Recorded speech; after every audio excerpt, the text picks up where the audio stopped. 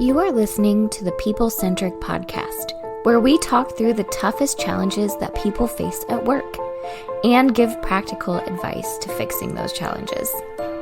Thanks for joining our movement to create workplaces that are happier, healthier, aligned, and empowered by putting people at the center of all that we do.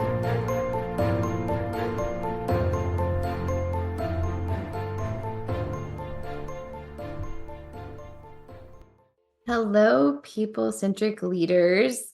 Welcome. It's Bethany Taff. I'm here. And I have Philip Herzog here, and I have Diana Royalty here, and we have an exciting topic for you. You all have probably heard these terms being thrown out a lot. Quiet quitting. I feel like that was kind of the first one that was shared. People talk about this idea of quiet quitting and quiet firing now we're hearing, and quiet cracking and quiet vacations. And some of our question is like, why are people being so quiet? What is this? What is this about? So we kind of want to uncover this. So to kind of open this up, I wanted to I'll give some definitions for these, and then we can kind of jump in and talk through them a little bit more and kind of start to uncover, what is this? Why is this happening? Where is this coming from? Why are we being so quiet? And maybe what is the larger question at hand here? So if you don't know this idea of quiet quitting, maybe you've heard of it, but you don't really know, what does that actually mean? If you Google these things, these are very technical definitions. Quiet quitting is the act of doing only the required duties of a job rather than going above and beyond to achieve better work-life balance and separate one's personal worth from their labor. It's a rejection of hustle culture and an expression of employee dissatisfaction, sometimes stemming from burnout or feeling unappreciated, though it does not involve actually leaving the job. So we would actually probably recategorize that, retitle that as just being disengaged in your work in general. But quiet cracking is another one that we've heard, describes the phenomenon of an employee's gradual mental and emotional decline at work, characterized by persistent unhappiness, disengagement, and a reduced desire to quit despite still fulfilling basic job duties. So it's a little bit more focused on burnout specifically, just like quietly burning out. We've heard also about this idea of quiet vacations. A quiet vacation can refer to two different things. It's a workplace trend where an employee works remotely from a different location without formally notifying their employer, or a literal vacation in a peaceful, secluded location to unwind and escape daily noise and busyness. Most of what we're talking about, I think, and we've heard it, is more of the first, where people are not actually taking vacations, but they're just working in a remote place and not really telling anybody. And then there's this other one that we heard called quiet firing, which is a deliberate strategy where an employer creates an unappealing or unsupportive work environment to pressure an employee into resigning rather than being formally terminated. And so these are just some of the terms that we've heard lately, and wanted to talk through a little bit about, where is this coming from? What do we do about this? Is this a healthy way to respond to these situations? And especially when we talk about hustle culture and this idea, is this just a response of pushing back on hustle culture? So I'm going to introduce our other two hosts here, Diana Royalty, Philip Herzog. Does anyone want to go first? What's your initial reactions? Go ahead, Philip. Welcome to the show. Oh, can you hear me? I'm Oh, being no, I can hear you. quiet right now. Yeah, I was thinking, you say all these things, and I was like, it's a lot of quiet actions that have some pretty loud impacts.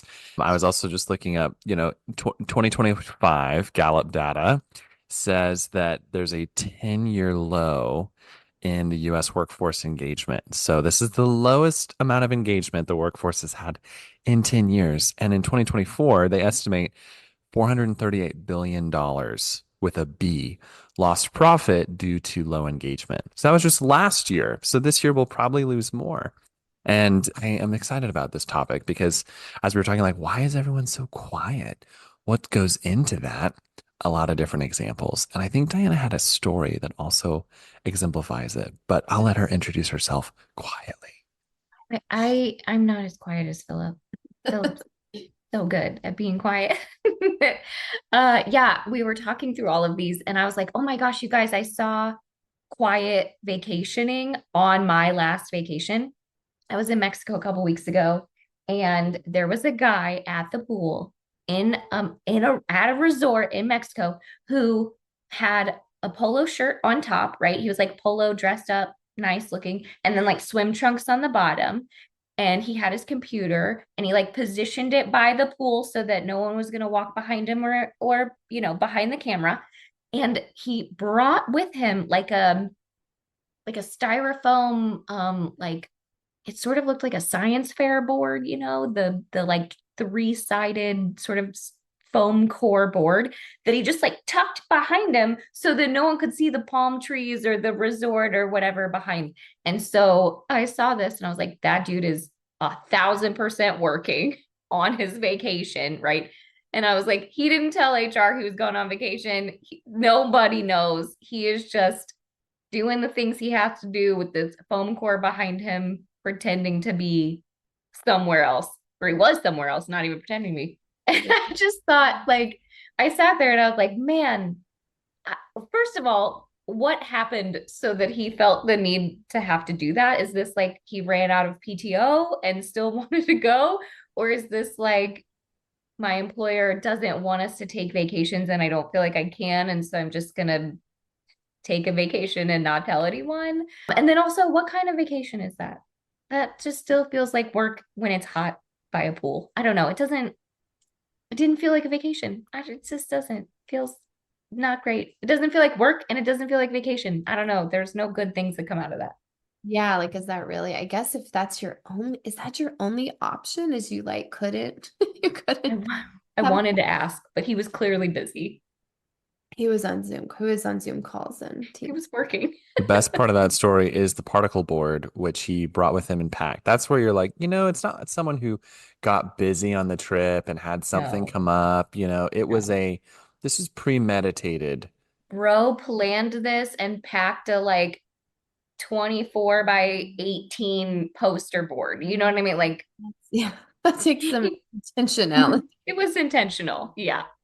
That's so funny. And also really sad, isn't it? It It's like a is. It is sad. It's so sad. sad that that's how you had to experience your vacation. Not you, Diana, this No, guy. I had a lovely vacation. I did not work. So Yeah, you put it on your calendar. We I knew had it you on my were. calendar. Everyone knew I was going to be gone. I took PTO. It was great. I don't think we bothered you, did we? But we didn't even. We didn't. No, no one bothered me. No, Don forgot that I was on vacation and he texted me a few times and then he was like, oh my gosh, you're on vacation. And I was like, it's okay. Like, I'm um, so sorry. So- but he had forgotten. But no, like no one maliciously was like, you better do your work. That's right. Yeah. So, and if for those of you who don't know, we actually have like a, how do you phrase our time off policy, Diana? Open paid time off. Open paid time off. Yeah. Yeah. Yeah. Which essentially is it's not unlimited, right? There is a limit. You can't Yeah. just like take it, but we don't track it. We don't give you hours. We don't, it's just sort of like a if you need time, take time. And as long as you're getting your work done and everybody is feeling okay that you're not shirking all your responsibilities to other people and we all know what's happening, then we're good. Take the time you need to take. Yeah. Yeah, which is very different than a lot of places, which I think is maybe why some people are falling into this a little bit too. And I get it. It's hard. So we're not saying we're not taking a hard stance on No. everybody have this policy necessarily, because we understand the complexities of there's larger companies, right? And it's harder to be able to manage that effectively, the more employees that you have and things like that. Shifts and healthcare workers like you can't do that stuff in a lot of industries. We're fortunate that we can. Yeah, for sure. Yeah. So, but there are some environments though that maybe could do that don't, or maybe make it really hard for people to take time off. And that's where I think maybe people fall into this sort of trap of whatever this quiet vacationing that we see too. Yeah, and then like the quiet quitting and the quiet burnout, I think it's really sad also that people are doing this. Like we said, when we kind of opened it up, is the really quiet quitting. I think we would talk about that as like, really, that's just like choosing to be disengaged in your work. And again, if you kind of look at that a little bit closer, is like what part of the definition was like a rejection of hustle culture, which when we all kind of talked about that, we're like, man, we want to also reject hustle culture. We don't love that, the idea of that, but is quiet quitting as effective as you think it might be? Is it accomplishing the thing that you want it to? Is it actually giving you the flexibility and space and fulfillment in the things that you have to do every day? Or is it kind of continuing to like create this dissatisfaction in your work? And is it going to help your mental health in the long term and help you have overall like happiness in your life too? I don't know. What do you guys think? Yeah, when we were talking about it, I was like, man, I love parts of quiet quitting. I love that it's the rejection of that hustle culture, the saying, I'm going to do my work and then I'm going to put it away, the like not tying your value directly to your job. All of those things I really like, but it's the like quiet disengagement, the unhappy fulfillment. Like I think you can convince yourself that you're going to go in and just do this one little thing and then be done. But I think that just breeds like dissatisfaction. I think most people are wired to do a job that's meaningful, that means something to them, that fulfills them in some way. And people want to go to work and be happy at work and like enjoy what they do. And so if you're just diminishing yourself to this, I'm just going to go in and do exactly what they tell me, and then I'm going to leave and I'm going to, not think about it. I don't think that leads to genuine fulfillment, like you were saying, Bethany. I was thinking, success looks different from different angles. And so I think a lot of people, when they get to the angle of, you can't do it anymore because of a disability, or you retire, or you can't do the exact same thing because you change organizations. That doesn't mean you didn't succeed before. But I do think it puts that success in different perspective. And so I love how Diana put it, because when you leave the job, the best days you had, all the amazing things you've done, probably aren't remembered that long. And so I think quiet quitting, in a sense, right, is like a response to you, even if you live in a way where work is your life, as soon as that work is not a part of your life, work does not remember you. Most of the time, work does not send you that card. They definitely stop paying you. But it's the relationships that change too. They can change that way. And it takes more intentionality to maintain connections and relationships, right, that go beyond that W-2 adjustment. So I love that quiet quitting, the way it was worded to part of the Gallup study that just popped up. A part of the reason they say that it's at a 10-year low engagement is that a lot of employees feel less cared for and less aware of job expectations, which I think is a really powerful way to say, yes, I will not be as engaged because I don't even know what I'm supposed to do around here. And then when I do the darn thing you asked me to do, you don't even thank me for it. How ridiculous is this? And I would say most of the engagement surveys we've done for clients this year, that's been a theme across the board. A lot of employees have raised their hands to say, we do not feel celebrated, or we want better positive feedback. Not a taco truck necessarily, and not all of them know the answer of what that is. Our own team has had that conversation. So I think that's another piece of this as well. Yeah, I love there was another movie scene that went through my head. Maybe it was a TV show, but there was some person was complaining to their boss, like, you don't even thank me for what I do. And the boss was like, that's what the money is for. Like, I pay you to do the work, right? That's my thank you. But I think that in work currently, we are connected all the time. We have 1,500 ways that people can get a hold of us. We are producing more than ever, with emails and meetings and Slacks and all of that stuff. Like there's just a lot of noise and there's a lot of expectation, and a lot of it is not clear. A lot of it is not prioritized. A lot of it is not thanked or valued. Like when I respond to someone on Teams, no one's going to be like, good job responding, right? Like, but it's still a part of my job that no one recognizes or values. Actually, you guys do that. You guys are like, respond so quickly. If so, thank you. But most people don't do, right? It's not like a thing that's in a job description that says like, respond to Teams messages in a timely manner. And maybe it does say that, but you're never thanked for that. So I just feel like a lot of our work has gotten very big, kind of connected all of the time and devalued. And Yeah. so I think that's when people start to say, I'm just going to do what you tell me to do and stop doing the rest of it because it's too much. I'm too connected all the time and I'm not valued. Oh, yeah. Yeah. I'm tired and no one cares, right?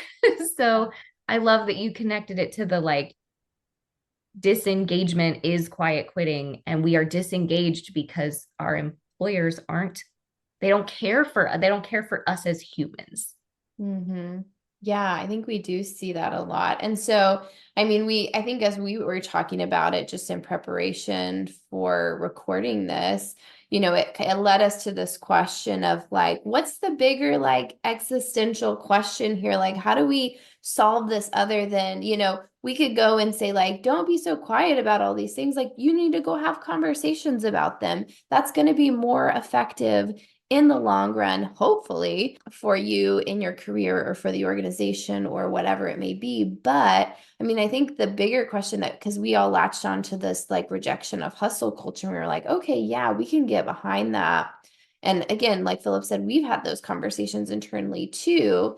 So I think the question that we have from here is like, how do we reject a hustle culture in a healthy way without just sort of quietly disengaging or quietly burning out or feeling like we have to go on quiet vacations, but still make sure that we're, prioritizing the right things in our lives without having to fully like disengage from the work that's put in front of us.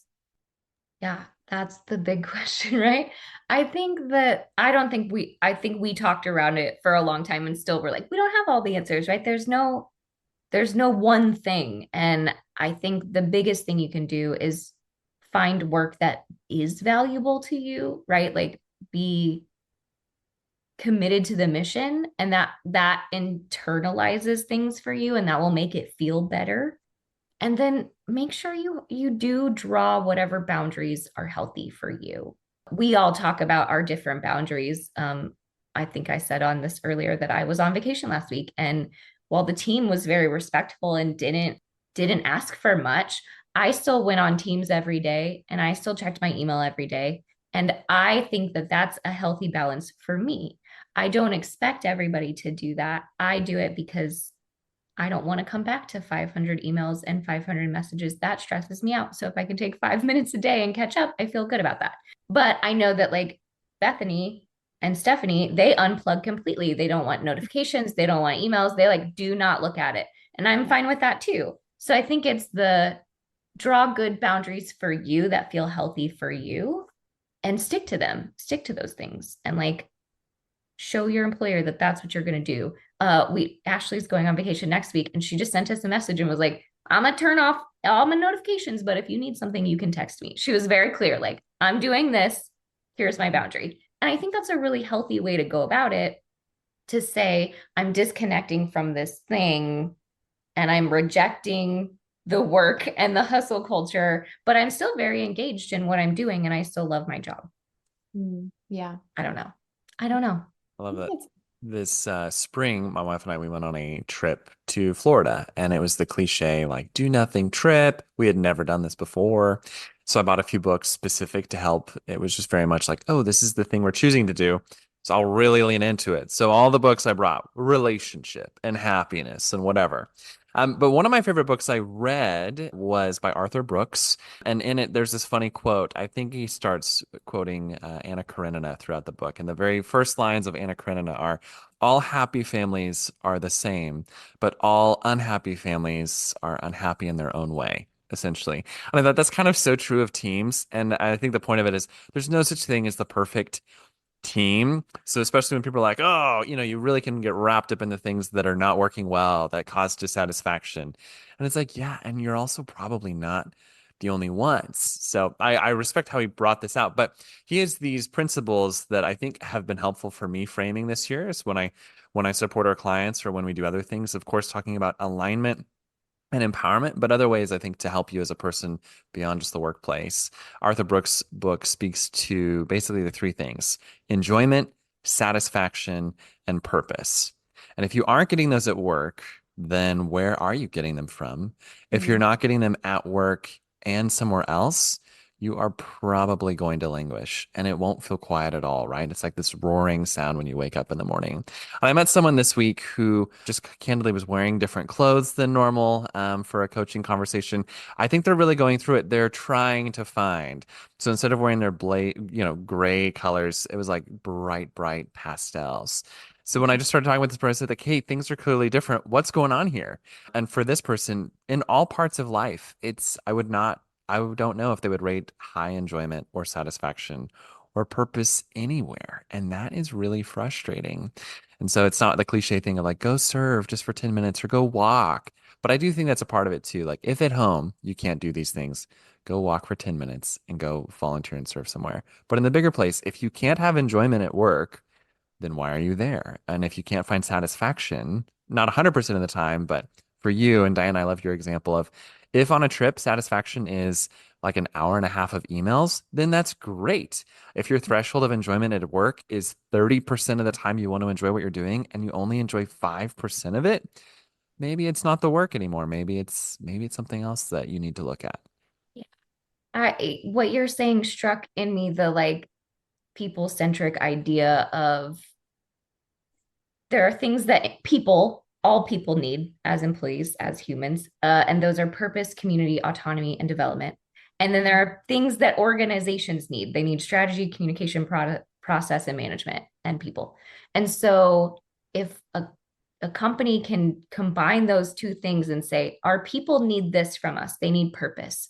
So we're going to go do a really good strategic plan and have good mission and vision and values. Then they're going to have purpose. Our people need community. So we're going to have good communication and solid teams and good direct lines to and from each other.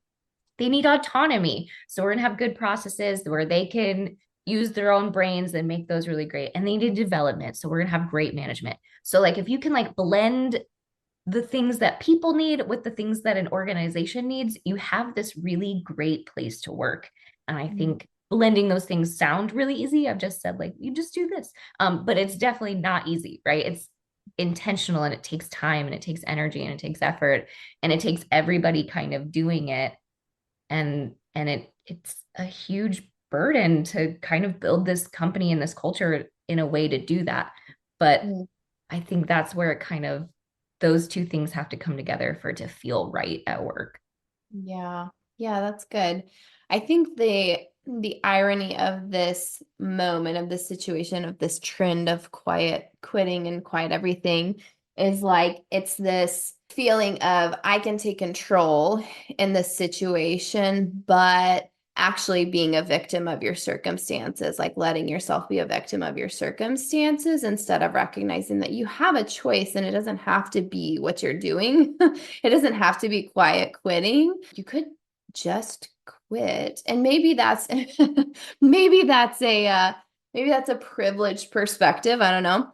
You could just quit, or you could actually have a conversation with people. If it's not, if the vacation policy is not aligned with like what you need in your life and you feel like there's not good balance for you in that moment, or if you feel like you're slowly burning out and you don't have the support of a leader in that to say like, hey, let's help talk through what's behind that, or whatever else it may be. I think that like that might be a bigger question for you to ask of yourself, to say like, are you in the right place and have you had the right questions? I think we're a little bit fearful just to go have those conversations. And I wonder like what's at stake if you have the conversation and what's at stake if you don't. Is it really as bad as you think it might be? Or are we just afraid to go address the things that are causing us to have to kind of go behind the backs of our organization to try to pursue a life that feels better, but I don't think is actually going to get you the results that you want it to get. So that would be my 2 cents on that.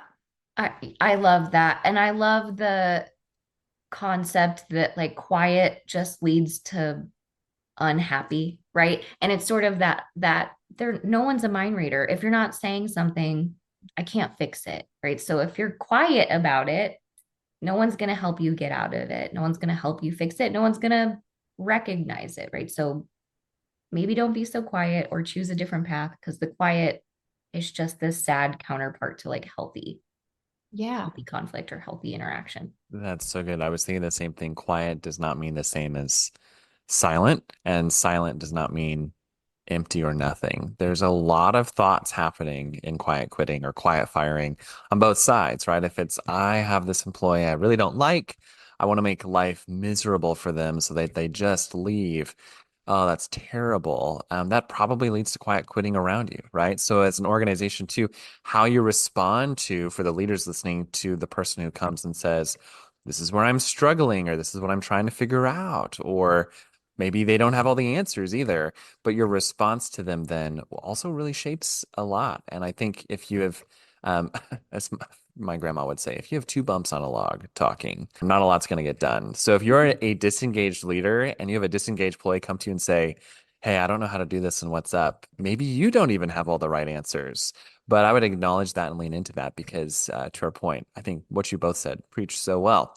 There's things people need which lead to alignment to also take your organization somewhere, and ask the questions. That's the first step. Yeah, that's good.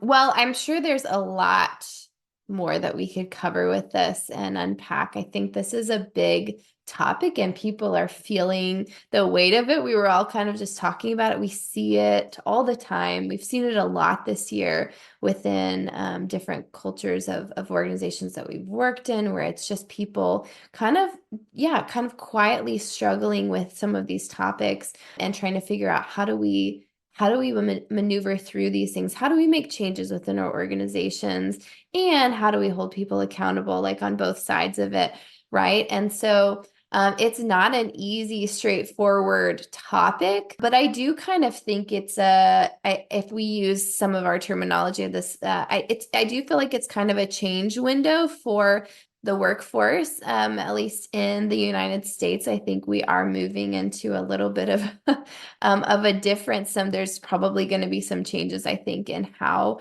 our workplaces look and are structured as we see boomers exit the workforce, and as more millennials enter leadership positions, as Gen Z continues to enter into the workforce. That I think as we're trying to figure out how do we approach some of these changes and how do we look at how we want work to fit into our lives and the priority that it is, I do see that this is sort of a change window for us over the next, 5 to 10 years, I would say. But that's me. I'm not an economist. Me either. Well, and I do think we were talking about this a little bit before. I do think that something happened with COVID, and now we're the pendulum just swings really far. I think we did a podcast about the pendulum and like when employers have the upper hand and when employees have the upper hand, and how like just that thinking is unproductive. And now we're kind of swinging to the employers having the upper hand again because of the economy, because of return to work, whatever you want to call it. But like, maybe that's not healthy. Maybe there should be a discussion about what this new environment should look like and feel like, and how we integrate it well into the rest of our lives. Yeah.